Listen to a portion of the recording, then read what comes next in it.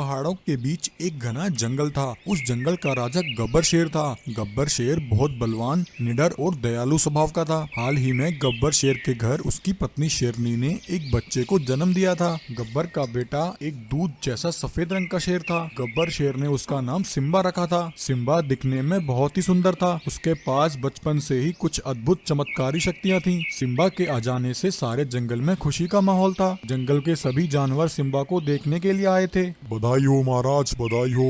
आपका बेटा सिम्बा तो बहुत ही सुंदर अद्भुत शक्तियों वाला है। महाराज, एक दिन सिम्बा इस जंगल का सबसे बड़ा राजा बनेगा। वहीं एक लालची बाघ छिपकर वहां हो रही सारी बातें सुन रहा होता है।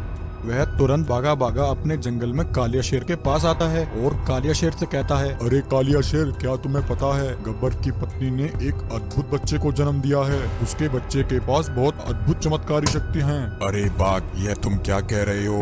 भला एक शेर के बच्चे के पास इतनी शक्तियाँ कहाँ से आईं? हाँ कालिया शेर, मैंने खुद अपनी आंखों से देखा है। उसकी अद्भुत शक्तियाँ देखने के लिए जंगल के सभी जानवर भी वहाँ आए थे। कालिया शेर, गब्बर शेर तो हमारा सबसे बड़ा दुश्मन है। सोचो, अगर इसका यह बेटा बड़ा हो गया तो गब्बर शेर पहले से 10 गुना शक्तिशाली हो जाएगा। फिर हम दोनों का उसके जंगल पर राज करने का सपना कभी पूरा नहीं होगा। हाँ बाघ, तुम सही कह रहे हो। हम ऐसा नहीं होने देंगे। चलो, हम आज रात उसके बच्चे को उठा लेते हैं।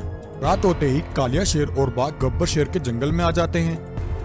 वहां आकर वह दोनों गब्बर के बेटे सिम्बा को किडनैप करने की कोशिश करते हैं, परंतु तभी गब्बर शेर की आंख खुल जाती है। वह उन्हें सिम्बा को ले जाते हुए देख लेता है। अरे मूर्ख कालिया शेर और बाघ, तुम्हारी हिम्मत कैसे हुई रात के अंधेरे में मेरे जंगल में घुसकर मेरे बेटे को चुराने की? रुको, मैं अभी तुम्हें बताता हूँ। गब्बर शेर कालिया शेर और बाघ को मारने के लिए उनके पीछे भागता है। गब्बर शेर को आता देख वह दोनों वहाँ घबरा जाते हैं और गब्बर के बेटे सिम्बा को वहीं छोड़कर वहाँ से भाग जाते हैं। अगली सुबह गब्बर शेर अपनी पत्नी शेरनी को यह बात बताता है। गब्बर की बात सुनकर उसकी पत्नी कहती है, गब्बर, मुझे बहुत डर लग रहा है। कहीं वह दोनों दुष्ट हमारी बच्चे को फिर से चुराने की कोशिश न करें। नहीं शेरनी, तुम बिल्कुल भी परेशान मत हो। वह दोनों अब ऐसा करने की कोशिश नहीं करेंगे। अगर उन्होंने फिर से ऐसा किया तो मैं उन दोनों को जान से मार दूंगा। ऐसे ही एक दिन गब्बर अपने जंगल में घूम रहा होता है। तभी अचानक कालिया शेर और बाघ घात लगाकर गब्बर पर हमला कर देते हैं और अकेला पाकर गब्बर को बुरी तरह घायल कर देते हैं। वह दोनों गब्बर को अपने जंगल में लाकर एक पिंजरे में कैद कर देते हैं। गब्बर शेर, तुम्हें क्या लगा हम दोनों शांत बैठ जाएंगे? तेरे बेटे सिम्बा को हम दोनों से कोई नहीं बचा सकता। बाघ, तुम इसी समय गब्बर के जंगल जाओ और तुम्हें पता है मैं वहाँ जाकर क्या करना है। बाघ गब्बर शेर के जंगल में आ जाता है और वहां आकर वह शेरनी और जंगल के सभी जानवरों को गब्बर शेर के मरने की झूठी खबर बताता है और सबको बताता है कि गब्बर शेर की एक पहाड़ी से गिरकर मौत हो गई है। यह सुनकर गब्बर की पत्नी शेरनी बहुत दुखी हो जाती है। ऐसे ही कई साल बीत जाते हैं। शेरनी अपने बेटे सिम्बा का अकेले ही पालन पोषण करती है। देखते ही देखते सिम्बा बड़ा हो जाता है। एक दिन सिम्बा अपनी माँ से कहता है, माँ, पिताजी आखिर कब आएंगे? इतना समय बीत गया है। आप मुझे बचपन से सिर्फ यही कह रही हो कि तुम्हारे पिता एक दिन जरूर आएंगे, परंतु कितने साल बीत गए हैं, वह अभी तक वापस नहीं आए। तब शेरनी सिम्बा को सारी बात बताती है कि उसके पिता गब्बर की पहाड़ी से गिरकर मृत्यु हो गई थी। यह सुनकर सिम्बा को बहुत दुख होता है। माँ, आखिरकार आपने मुझसे इतनी बड़ी बात क्यों छुपाई? आपने मुझसे इतना बड़ा झूठ क्यों बोला माँ? यह कहकर सिम्बा शेर गुस्से से परेशान होकर वहाँ से निकलता है और चलता चलता एक पहाड़ी के पास आ जाता है, जहां उसे एक जादुई लंबे पैर वाला शेर दरवाजा दिखता है। उस दरवाजे के पास एक गोल्डन शेर खड़ा होता है। गोल्डन शेर कहता है, सुनो सिम्बा, मुझे पता है तुम बहुत परेशान हो। तुम इस दरवाजे के अंदर आ जाओ, मुझे तुम्हें कुछ राज की बात बतानी है। तब सिम्बा उस जादुई लंबे पैर वाले शेर दरवाजे के अंदर चला जाता है। वहां आकर गोल्डन शेर सिम्बा से कहता है, सिम्बा बेटा, तुम्हारे पिता गब्बर शेर अभी जिंदा है। वह कालिया शेर और बाघ की कैद में है। कालिया शेर और बाघ ने तुम्हारे पिता पर हमला करके उन्हें अपना गुलाम बना लिया है। उन्होंने जंगल में तुम्हारे पिता की मृत्यु की झूठी खबर फैला दी थी। सिम्बा, तुम्हारे पास अद्भुत शक्तियाँ हैं। अपनी शक्तियों को याद करो। तुम्हें उस कालिया शेर और बाघ से बदला लेना है और अपने पिता को उनके चंगुल से आजाद कराना है। गोल्डन शेर के इतना कहते ही सिम्बा अपनी शक्तियों को याद करता है और उसकी शक्तियाँ उसी समय जागृत हो जाती हैं। सिम्बा उसी समय कालिया शेर और बाघ के जंगल में आ जाता है, जहां उन दोनों ने सिम्बा के पिता गब्बर को कैद कर रखा था। यह देखकर सिम्बा को बहुत गुस्सा आता है और वह उन दोनों को अपनी शक्तियों से मार डालता है और अपने पिता को उन दोनों के चंगुल से आजाद करा लेता है और गब्बर को लेकर वापस अपने जंगल में आ जाता है। गब्बर को वापस जिंदा देखकर उसकी पत्नी शेरनी और जंगल के सभी जानवर बहुत खुश होते हैं। फिर गब्बर अपने बेटे सिम्बा को जंगल का राजा बना देता है और सभी खुशी खुशी जंगल में रहने लगते हैं।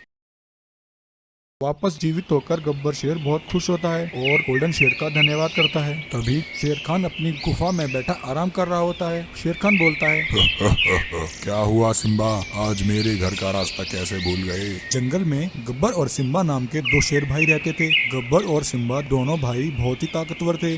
दोनों हर रोज जंगल में एक साथ शिकार करने के लिए निकलते थे और दोनों मिलकर जंगल के सभी जानवरों की रक्षा किया करते थे। एक दिन जंगल का राजा कौन होगा, इस बात का फैसला करने के लिए जंगल के सभी जानवरों की सभा बैठती है। तभी भालू कहता है, देखो गब्बर और सिम्बा, तुम दोनों भाई हमारे लिए एक समान हो, परंतु जैसा कि जंगल का नियम है, जंगल का राजा तो कोई एक ही होता है। जंगल के कानून के हिसाब से बड़ा भाई ही जंगल का राजा होता है। तो इस हिसाब से गब्बर तुम बड़े हो, मैं अपना मत तुम्हें देता हूँ और तुम्हें अपना राजा मानता हूँ। भालू की बात सुनकर सभी जानवर गब्बर और शेर को अपना मत देते हैं। केवल एक दो जानवर ही सिम्बा की तरफ होते हैं, क्योंकि गब्बर शेर के मत में बोलने वाले अधिक जानवर थे। तो गब्बर शेर चुनाव जीत जाता है और जंगल का राजा बन जाता है। परंतु वहीं सिम्बा को यह बात खटक जाती है। उसे सभा में हुई अपनी बेइज्जती स्वीकार नहीं होती। वह गुस्से से वहां से चला जाता है। सिम्बा बहुत गुस्से में होता है और जंगल में शेर खान बाघ की गुफा के पास आ जाता है। शेर खान अपनी गुफा में बैठा आराम कर रहा होता है। शेर खान बोलता है, क्या हुआ सिम्बा, आज मेरे घर का रास्ता कैसे भूल गए? सिम्बा बाघ को सारी बात बताता है कि जंगल के सभी जानवरों ने मिलकर गब्बर को अपना राजा मान लिया है और उसके हक में बोलने वाला कोई जानवर नहीं है। शेर खान, आज मेरे भाई ने भरी सभा में मेरा अपमान किया है। मुझे किसी भी तरह जंगल का राजा बनना है। मुझे तुम्हारी मदद चाहिए। बदले में मैं तुम्हें अपना मंत्री घोषित कर दूंगा। फिर हम दोनों यहाँ रहकर जंगल पर राज करेंगे। सिम्बा की बात सुनकर शेर खान बाघ उसका प्रस्ताव स्वीकार कर लेता है। अगले दिन गब्बर शिकार करने के लिए निकलता है। तभी सिम्बा और शेर खान बाघ उसे जंगल में घेर लेते हैं। सिम्बा और शेर खान दोनों एक साथ गब्बर पर हमला करके उसे वहीं मार देते हैं। गब्बर को मारने के बाद सिम्बा जंगल का राजा बन जाता है और जानवरों को बताता है कि उसका भाई गब्बर शेर खाई से गिरकर उसकी मृत्यु हो चुकी है। जंगल के सभी जानवर सिम्बा की बात पर विश्वास कर लेते हैं। शेर खान बाघ और सिम्बा दोनों जंगल पर राज करने लगते हैं। वह दोनों जानवरों पर अत्याचार करने लगते हैं। सिम्बा के राज्य में शेर खान बाघ बेफिक्र होकर शिकार करने लगता है। वह जिसे चाहे उसे अपना शिकार बनाता है और दोनों मिलकर मजे से शिकार का आनंद लेते हैं। जंगल के सभी जानवर शेर खान और सिम्बा के अत्याचारों से तंग आ जाते हैं। वहीं एक दिन जंगल में एक जादुई गोल्डन शेर आता है। वह सुनहरा शेर बहुत ही शक्तिशाली होता है। गोल्डन शेर को गब्बर शेर की लाश दिखाई देती है। गोल्डन शेर अपनी जादुई शक्ति से सब देख लेता है कि गब्बर शेर के साथ क्या हुआ था। यह देख कर गोल्डन शेर उसी समय अपनी जादुई शक्तियों से गब्बर शेर को वापस जीवित कर देता है।